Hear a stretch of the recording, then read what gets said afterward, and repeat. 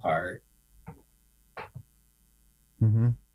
So do you give all credit for the good things in your life to a higher power? I do. Absolutely, God. Yeah. Yeah. Absolutely. So what finally did it for you? So I overdosed and almost left.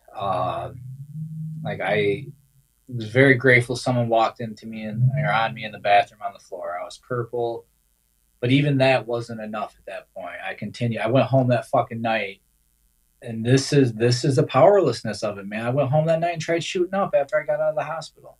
Mm-hmm. I just almost died 8, 9, 10 hours earlier, and I'm still trying to do that. Were you trying to die, or were you just trying not to feel? I was just trying to get high. I just like the fucking feeling at that point, like that's the truth of it. I just like the way it made me feel. And so that continued for a few more weeks. And my girl, she stayed with me through this, man. And the kids had to watch all of this. And finally, like, I went to rehab for her again. I went to rehab again for her, not for me, for her. Got out, ended up getting high again within a couple of days. Carried on. And finally, one night, she had it. And I love her to death, but she's stubborn as shit. And like when she says something, she means it, man. Mm-hmm. And she kicked me out.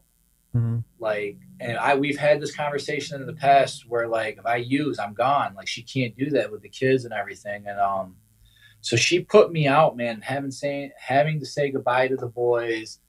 It hurt saying bye to her, but I was able to be frustrated enough for a minute, But saying goodbye to the 9-year-old or the two kids, they were 8 and 10 at that time, and watching one of them like ask me, "Does that mean you're not coming back?" It hit me hard, man.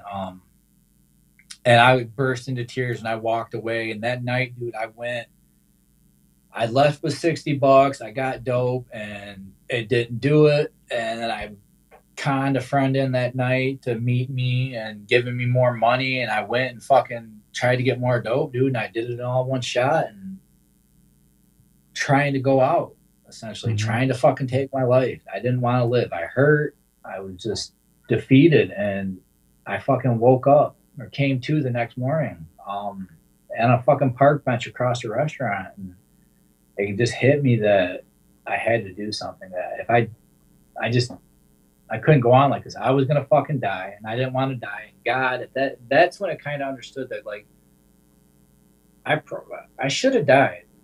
Fentanyl's everywhere. And like, it almost killed me months before that. And now I just happen to get a half now and I do it all and I can't fucking die. That's God. So I called the rehab and I booked myself in, and my girl ended up calling me a couple hours later and telling me to come home. And when I got here, we talked about it and she wanted me to go to rehab, which I had set up and made that call already. And we walked it out for the next 2 weeks until I could get in. And you stay clean? In rehab? No, like in those 2 weeks leading up. No, fuck no. No.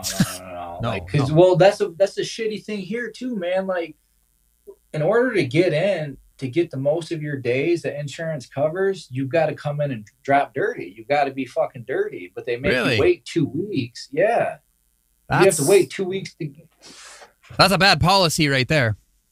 Yeah, well, yeah. So I could have tried to detox on my own, having to wait 2 weeks to get in. Went through fucking hell, which is doable. If the willingness is there, I'm sure it's doable. But then I would have only been afforded 5 days inside. Wow. So they only gave me 9 days, which my insurance covered. And 4 days. 4 days residential, 4 to 5 days detox is what they were doing. So if I came in high still, I could get 9 days. 5 days in detox, 4 days in residential. So no, I stayed. I maintained where I wasn't sick for 2 weeks. Went through, got out, and this is where I really understood the mental obsession part. Yeah. I got out. I had called the guy I was working with, my sponsor at that time, man, and he said, "You should go to a meeting." And I told him no. I said I was good. And then hours later that night, you know, like I'm laying in bed, I started getting all finicky and anxious. I can't sleep. It feels like DTs are coming. And like, so I was on Subutex until I left. And like, I couldn't fucking sleep, dude. And all I did was want to get high. Then all of a sudden I had this thought, well, everybody's sleeping. I can get high and no one will know.